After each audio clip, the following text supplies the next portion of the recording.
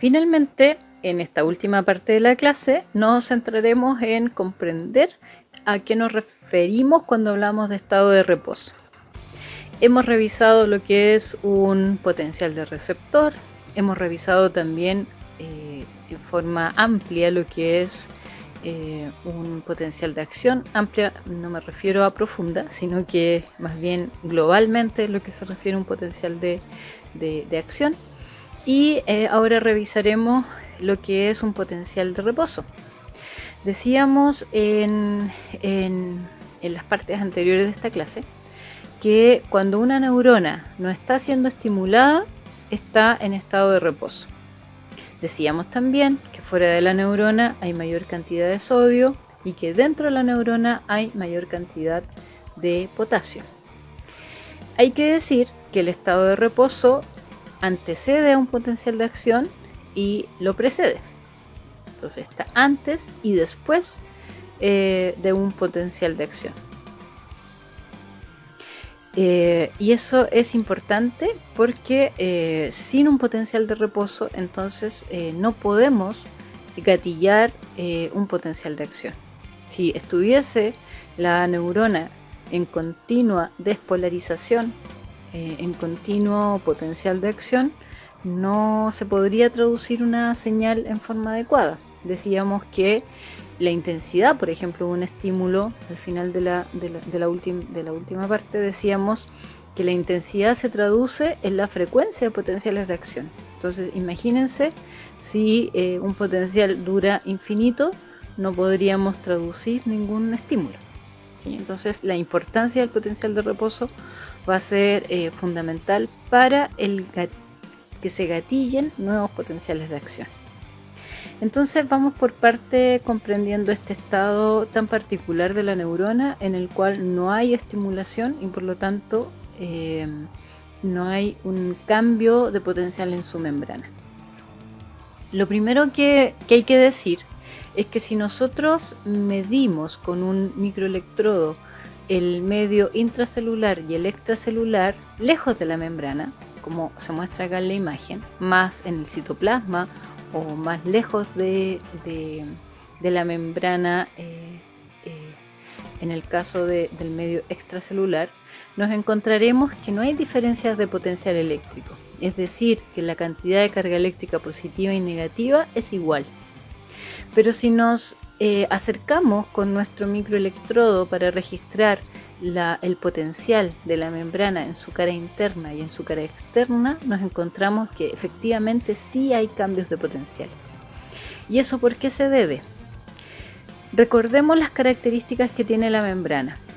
Hemos dicho ya varias veces que la membrana es una bicapa lipídica, que este centro de lípido impide el paso de iones porque los iones están rodeados por moléculas de agua. Y el agua y el aceite, el agua y la grasa se repelen. Entonces no es llegar y pasar los iones de un lado a otro, se requieren canales, ¿cierto? Mientras haya membrana hay una suerte de resistencia. Incorporemos ese concepto en nuestro vocabulario, resistencia, que impide el paso de los iones de un sitio al otro sitio, del medio intracelular al medio extracelular y viceversa. Entonces lo que hace la membrana es una separación de un medio extracelular versus un intracelular. Si hay una solución salina que tiene igualdad de carga, porque hay tantos iones de sodio como de cloro, al interior de la neurona pasa algo similar. Hay igual cantidad de iones positivos como negativos. Pero ¿por qué entonces se acumula en la cara interna carga negativa y carga positiva en la cara externa? Porque al ser la membrana algo que genera una resistencia, las cargas naturalmente tienden a unirse con su contrario. Hemos dicho que cargas opuestas se atraen.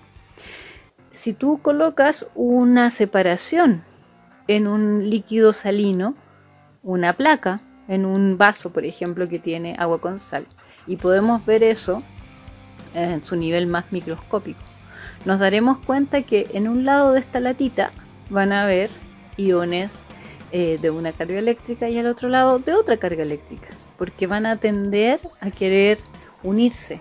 a estar juntos, cargas eléctricas distintas.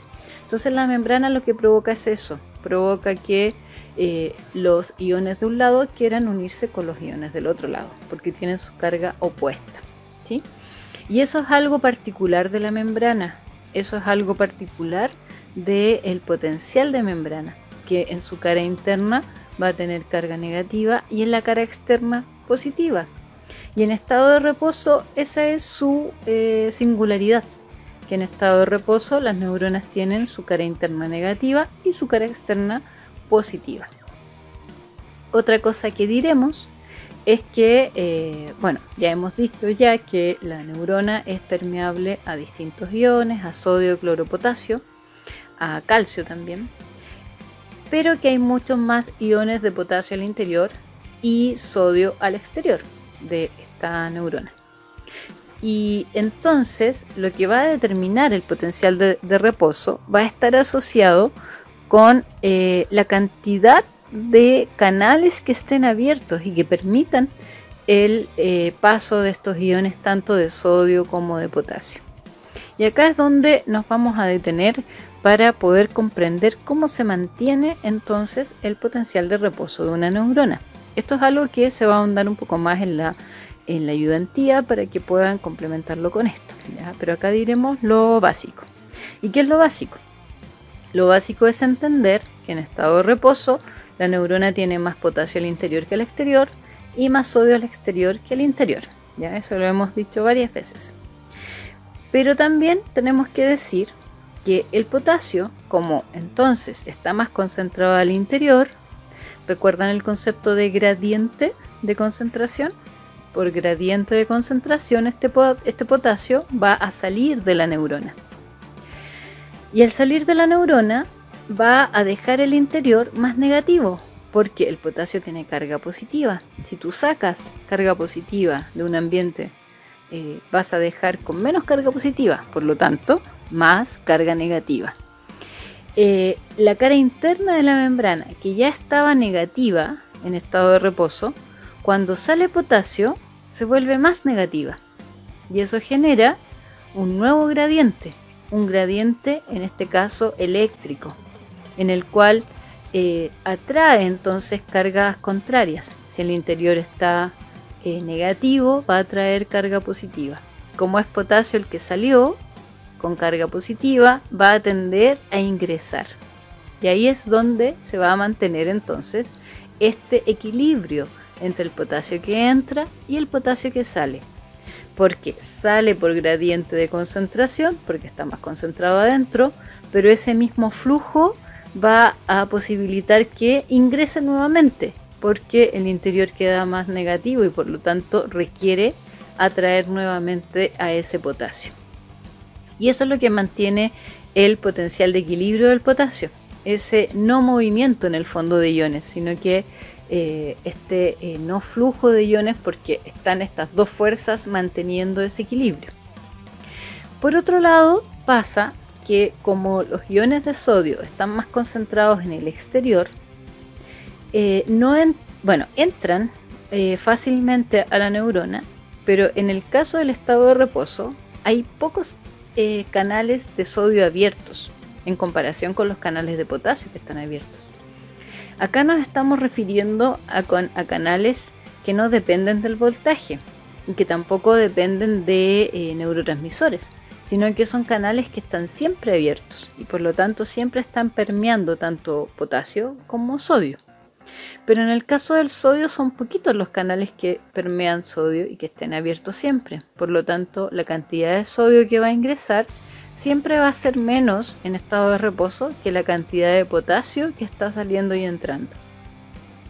Si a eso le agregamos la acción de la bomba sodio-potasio, cuya función es poder sacar desde la neurona iones de sodio e ingresar iones de potasio, la acción de esta bomba más los canales pasivos nos llevarán a una situación en la cual el interior va a estar siempre con más iones de potasio y el exterior siempre con más iones de sodio. Con esto se mantiene el potencial de reposo de las neuronas. Debemos de decir que, como ya dijimos en la clase pasada, en la clase 2, las mitocondrias son las encargadas de generar ATP. Y el ATP, decíamos, va a ser utilizado por las bombas sodio-potasio para mantener el equilibrio, para mantener el reposo. Y acá es donde utilizamos esa información. La bomba sodio-potasio, para poder sacar sodio y para poder ingresar potasio, necesita energía. ¿Por qué necesita energía? Porque el potasio tiende a salir fácilmente por gradiente químico e ingresar por gradiente eléctrico. Pero la bomba lo que hace es, en contra de ese gradiente químico, en este caso de concentración, porque está menos concentrado afuera que adentro, lo ingresa de igual forma, ¿sí? Utiliza la energía del ATP para poder atraer esos iones de potasio. Y al contrario, los iones de sodio tienen un gradiente en contra para salir, porque su gradiente los ayuda a ingresar a la neurona, pero no salir de la neurona. Los iones de sodio no salen espontáneamente de la neurona, solo entran. La única forma que tienen de salir es a través de la bomba de sodio-potasio, en la cual expulsa entonces estos iones de sodio fuera de la neurona. Y este es un proceso que se mantiene siempre, no solamente para lograr el reposo después de un potencial de acción, donde más trabaja la bomba sacando todo el sodio que ingresó producto de esa despolarización, sino que para mantener el reposo de la neurona en forma constante y por lo tanto tener a esta neurona disponible para que se gatille un potencial de acción.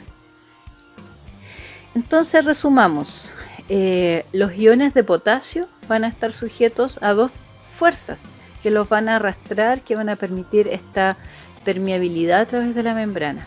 Una fuerza de arrastre química que va desde el interior al exterior. Acuérdense que adentro están más concentrados, por lo tanto este gradiente químico, gradiente de concentración, implica que van a salir.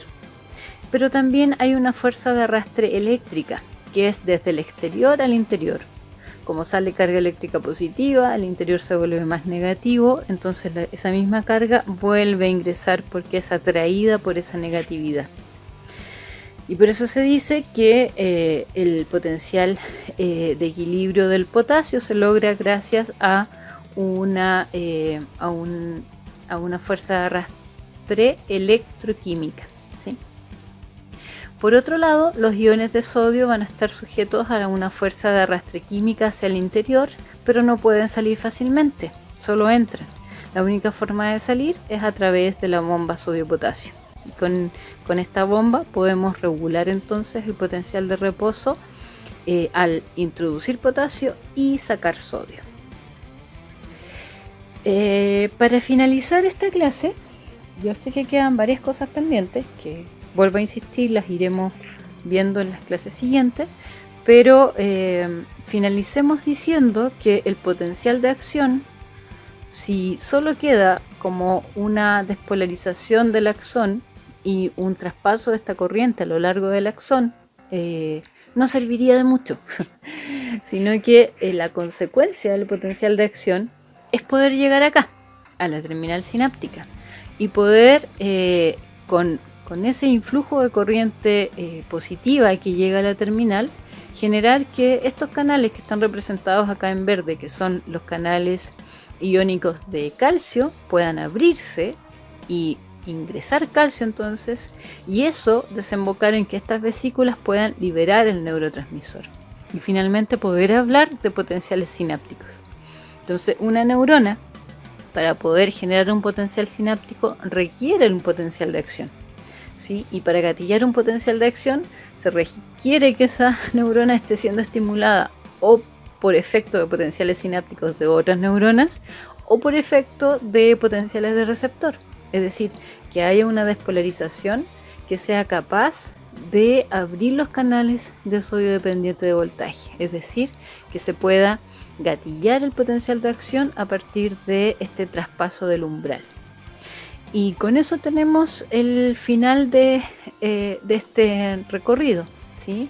La idea es poder en algún momento explicarlo nuevamente con mucho más detalle, pero el objetivo entonces de este potencial de acción es poder generar este proceso de liberación de neurotransmisores que a su vez van a estimular a neuronas, a las dendritas, a los receptores de las dendritas de neuronas postsinápticas. Y con eso entonces llegamos al final de esta clase. Yo espero que esta vez, si bien me extendí más, traté de poder explicar un poco mejor cada una de las cosas. Si queda cualquier duda, utilicen los medios que estimen necesarios para poder plantearlas. Y desde ya les planteo la necesidad de poder tener alguna clase integrativa en la cual podamos ver todos estos temas un poco más integrados, como su nombre lo dice. Y las tutorías siempre están disponibles para aquellas que quieran volver acerca de estos procesos y estudiarlos en forma más detallada. Eso por ahora. Nos escuchamos y nos comunicamos en la próxima clase. Que tengan un buen día, buena noche, buena semana, dependiente del momento en que terminen de ver esta clase.